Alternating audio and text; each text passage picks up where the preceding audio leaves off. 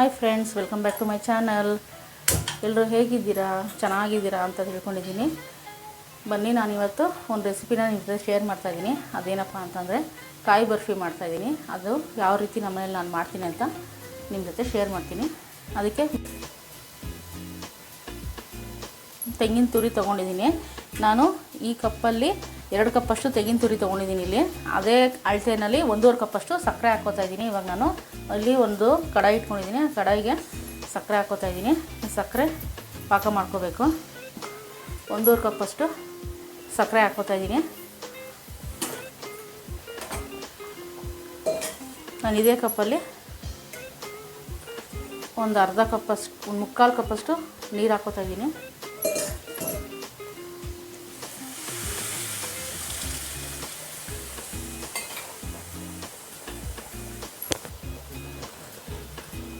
ಸಕ್ಕರೆ ಮುಳುಗೋಷ್ಟು ನೀರು ಹಾಕೋಬೇಕು.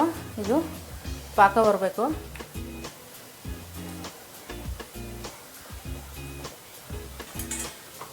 ಅದು ಸಕ್ಕರೆ ಪಾಕ ಆಗ್ತಾ ಇರಲಿ. ಅಷ್ಟೊತ್ತಿಗೆ ನಾವು ಒಂದು ತಟ್ಟೆ ತೊಗೊಂಡು ಅದಕ್ಕೆ ತುಪ್ಪ ಹಾಕ್ಕೊಂಡು ಪ್ಲೇಟಿಗೆಲ್ಲ ನಾನು ಅಪ್ಲೈ ಮಾಡ್ಕೊತೀನಿ.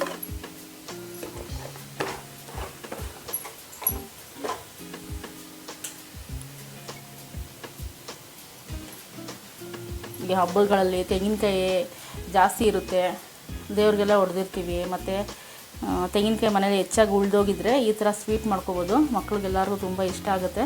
ಮತ್ತು ಯಾವ್ದಾರ ಫಂಕ್ಷನ್ಗಳಲ್ಲೂ ಮಾಡ್ಕೋಬೋದು.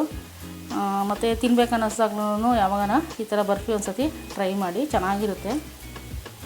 ಎಲ್ಲರೂ ಮಕ್ಕಳು ಟ್ರಿಪ್ ಹೋಗ್ತಾರೆ ಅಂದಾಗ, ಮತ್ತು ಎಲ್ಲರೂ ಪಾರ್ಟಿ ಫಂಕ್ಷನ್ಗಳಲ್ಲಿ ಆರಾಮಾಗಿ ಮಾಡ್ಕೋಬೋದು. ಇವಾಗ ಇದಕ್ಕೆ ನಾನು 3 ಏಲಕ್ಕಿನ ಕುಟ್ಟಿ ಪುಡಿ ಮಾಡಿ ಇಟ್ಕೊಂಡಿದ್ದೀನಿ.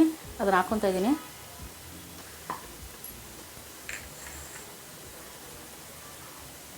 ಸ್ಮೆಲ್ಲು ಚೆನ್ನಾಗಿ ಬರ್ತಾಯಿದೆ.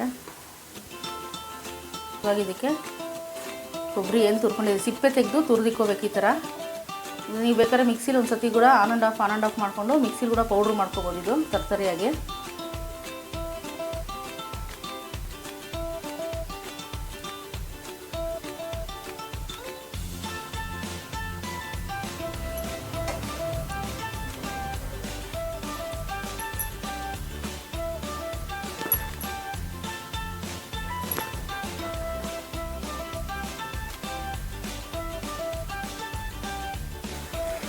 ಇದು ಎಲ್ಲ ಕ್ಲೀನಾಗಿ ಬೆರೆಸ್ಕೊತಾ ಇದೆ.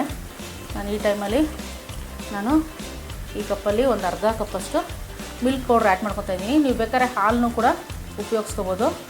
ಹಾಲು ಹಾಕೋದ್ರಿಂದ ಒಂದು 4-5 ದಿವಸದಲ್ಲೇ ಇಟ್ಕೊಂಡಿರ್ಬೇಕಾಗತ್ತೆ. ಹಾಕೋದು 10-15 ದಿವಸದವರೆಗೂ ಆರಾಮಾಗಿ ಸ್ಟೋರ್ ಮಾಡ್ಕೊಂಡು ತಿನ್ಬೋದು.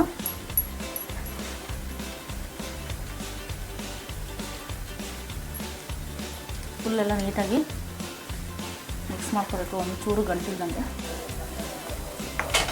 ನೋಡಿ, ಈಗ ಆಗ್ತಾ ಇದೆ.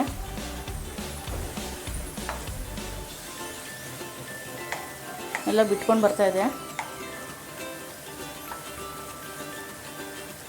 ಇವಾಗ ಸ್ಟವ್ ಆಫ್ ಮಾಡ್ಕೋತೀನಿ.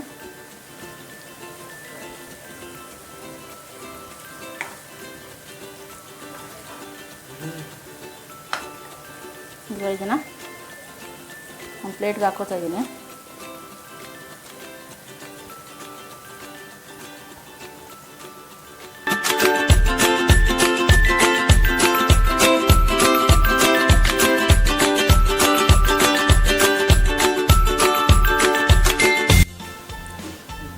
ನಾನು ಇವಾಗ ಮೇಲೆ ಒಂದು 1/2 ಟೇಬಲ್ ಸ್ಪೂನಷ್ಟು ತುಪ್ಪ ಹಾಕ್ಕೋತಾ ಇದ್ದೀನಿ.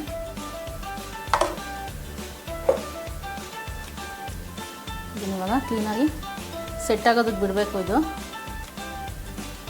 1 ಅವರ್ ಆದರೂ ಸೆಟ್ ಆಗಬೇಕಿದು.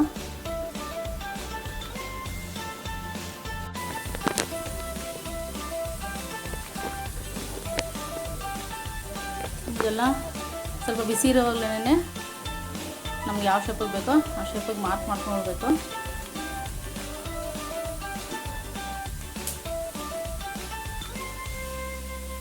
ತುಂಬ ಟೇಸ್ಟಿಯಾಗಿರುತ್ತೆ. ಮನೇಲಿ ಒಂದು ಸತಿ ಟ್ರೈ ಮಾಡಿ.